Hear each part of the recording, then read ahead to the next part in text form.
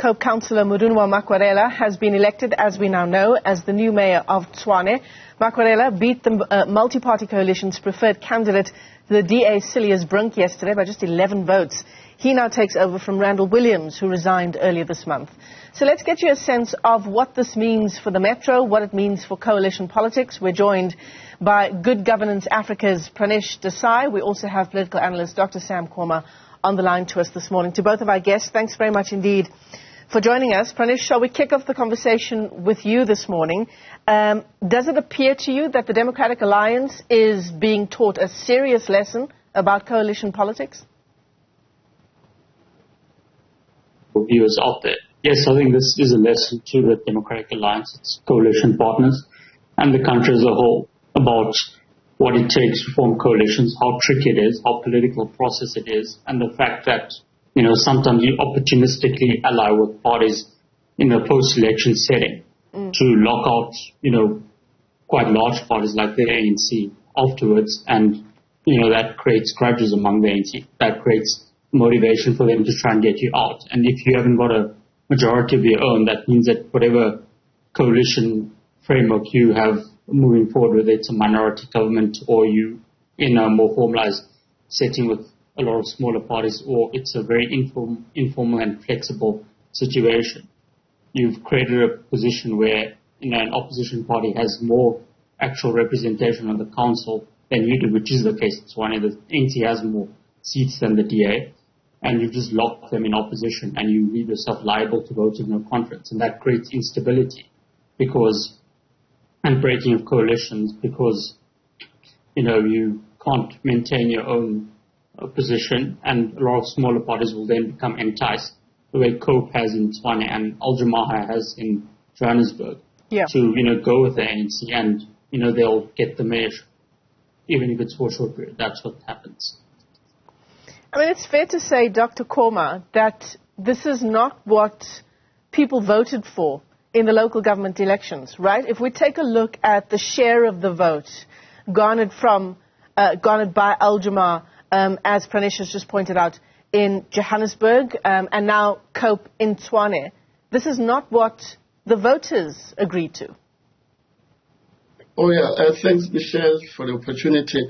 Yes, you're quite right. Ideally, the electoral outcome that we had in November 2021 local government elections, especially in the context of the metros in Gauteng, does give us a sense that the ANC was supposed to be the one that is leading the coalition governments in the three metros in particular and other municipalities where it garnered majority votes, but not outright majority, that enabled the ANC to be able to govern these municipalities on its own. So given the fact that the ANC is unable to pull through a clear and solid coalition arrangement with any of the political parties that are represented in these municipal councils, this is where the other parties,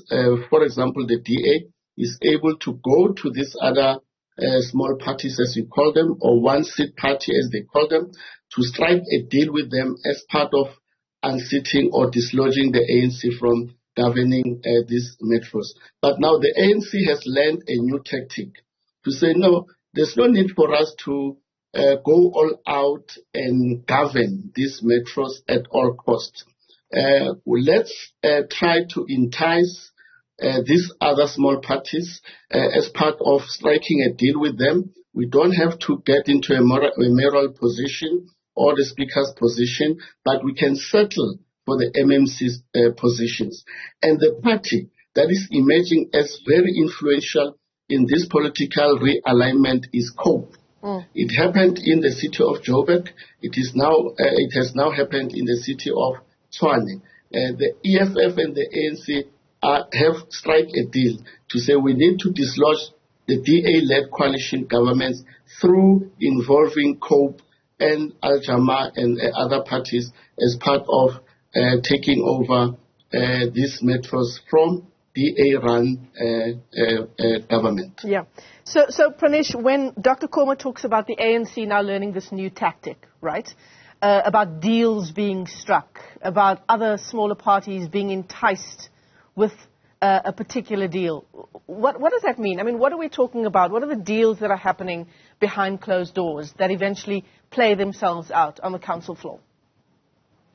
So up until now in South Africa, it's just tended to be about positions and themselves. There are some parties like the EFF which make specific ideological demands.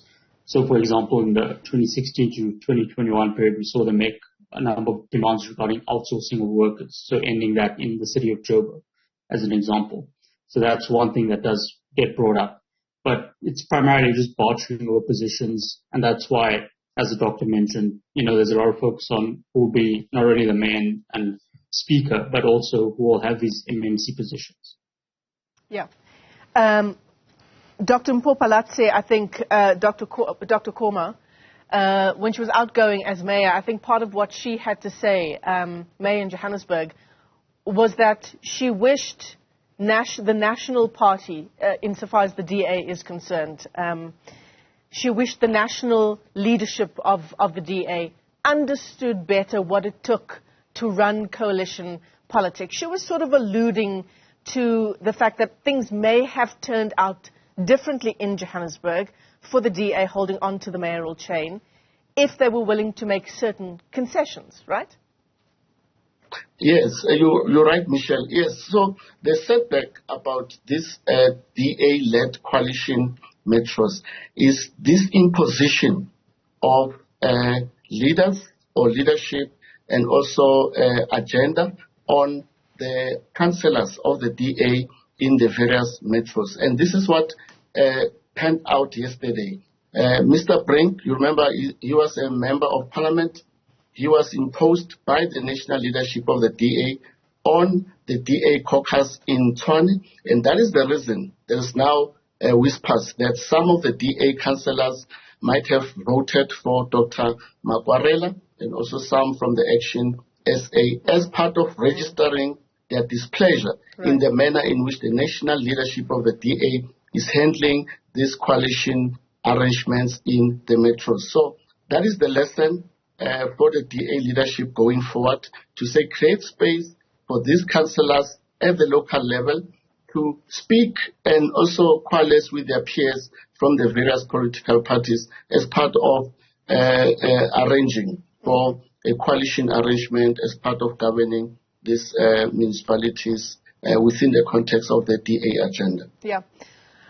Pranish, the question for residents will always be, outside of the issue around coalition parties, coalition politics, how well we are doing insofar as coalition politics. At the end of the day, it's about the bread and butter issues, right? Does this mean that we're going to benefit as residents? Are we going to get to the bottom of corruption in municipalities? Are we going to deal with service delivery, fix the potholes, keep the lights on, and those kinds of issues? Are we there yet, or is it more at this point about the benefit for political parties? It's at this point very much about the benefit for political parties. We have a pretty unstable system, and it's clear that political parties haven't fully adjusted to the new reality of the fact that, coalition politics is, if not already the president of South African politics, it's going to be the president within a year or two. Yeah.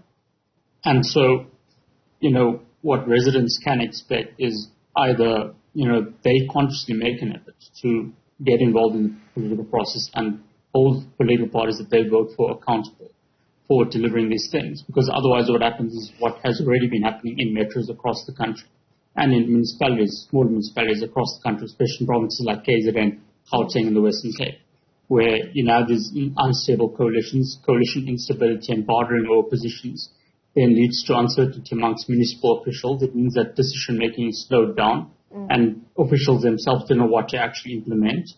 As a result, accountability is blurred because no one's actually sure who's responsible for what.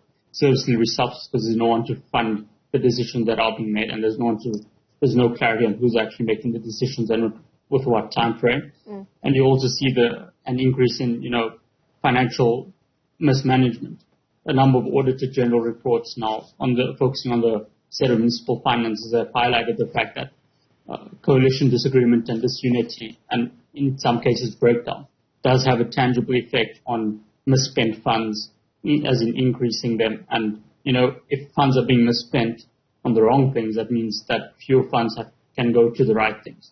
Municipalities are already under strained budgets and have issues regarding revenue collection. If they're not, being able to spend on the right things, then that means that, there's not much else to look for. Yeah, absolutely. The circus that is coalition politics. To both of our guests, let me thank you for your time this morning. Dr Sam Koma is a political analyst and Pranish Desai is with Good Governance Africa. And of course, at the end of the day, the residents are the ones that are suffering.